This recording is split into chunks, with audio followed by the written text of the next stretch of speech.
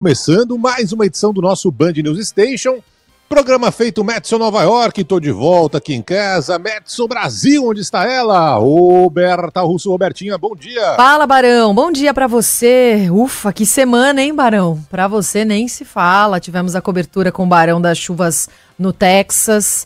E aí, pra terminar a semana, uma taxazinha bem básica de Donald Trump aqui pros produtos brasileiros, né, Barão? Como estamos? Ah, Robertinha, essa vida tranquila de correspondente internacional, né? Só coisa boa, só fama, só luxo, né? Só riqueza. Glamour. Só glamour, exatamente. Mas vamos nessa. Ô, Robertinha, você sabe que nas últimas horas, né, o noticiário brasileiro foi tomado pelo anúncio do presidente Donald Trump, né, um aumento de 50% nos produtos importados pelos Estados Unidos do Brasil.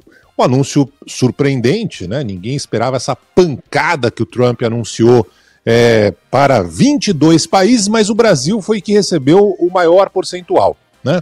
Então, o noticiário brasileiro nas últimas horas só tem meio que tratado sobre esse assunto, né? Um assunto importante, afinal de contas, pode mexer com a vida, talvez do país inteiro. Por que do país inteiro? Porque poderemos ter uma inflação mais alta dos produtos que são importados pelo Brasil aqui dos Estados Unidos, né? E claro que há diversas cadeias produtivas que estão sendo impactadas diretamente. Então, o café, o suco de laranja, o ovo, a notícia do pescado, né, dos peixes brasileiros importados estão parados aí porque os caras falaram assim, não vão pagar 50% a mais, segura essa carga aí no Brasil e vamos nessa, né?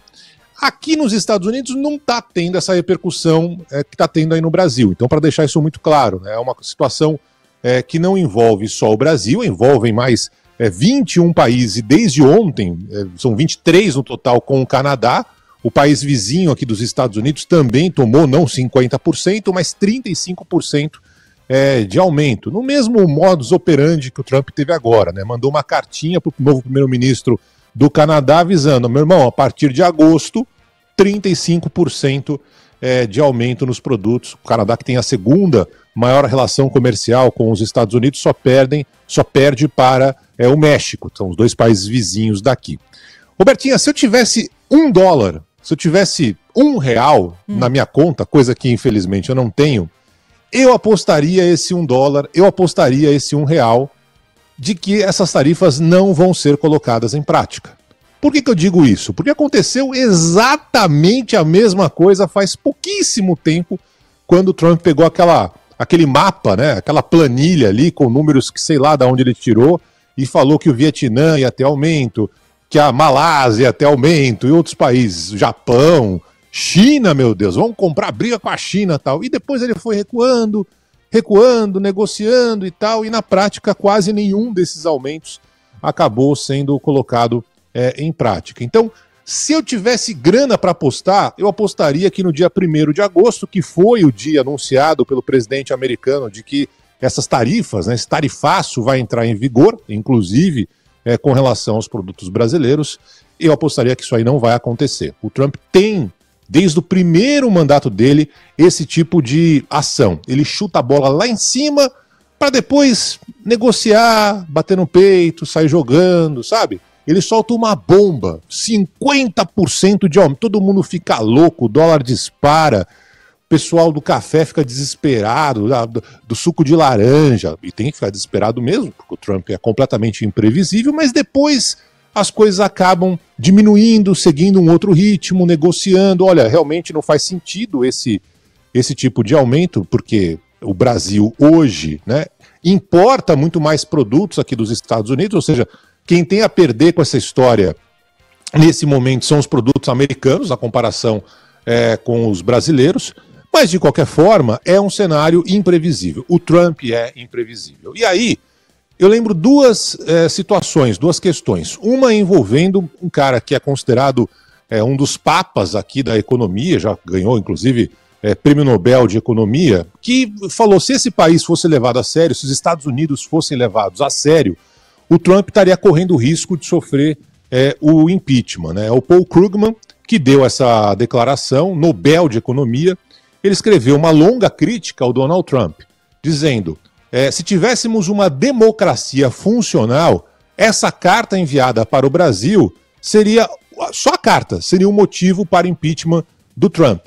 Estamos diante de mais um passo terrível na espiral descendente do nosso país. Por quê? Porque não faz sentido nenhum esse aumento de 50%.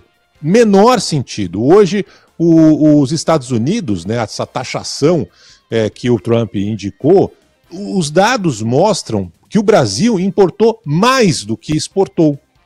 Então, para o Trump, é um tiro no pé essa situação. Não é bom para os Estados Unidos essa taxação. Ele pode, essas cadeias produtivas podem se dar muito mal. E um outro detalhe, Roberta, é que se trata apenas de uma questão política. Não é uma questão que se faz na ponta do lápis, né? Realmente temos aqui uma balança que não é favorável aos Estados Unidos. Não. Então é uma questão política. E aí vem um outro ponto envolvendo a família do ex-presidente Bolsonaro, o deputado por São Paulo, Eduardo Bolsonaro, que está vivendo aqui nos Estados Unidos, fugindo sei lá do que do Brasil. Ele que acabou coordenando essa situação envolvendo a possibilidade do Brasil ser taxado, mais taxado, né? E aí me veio, Robertinha, um filme que é um dos melhores filmes brasileiros recentes, chamado Bacurau.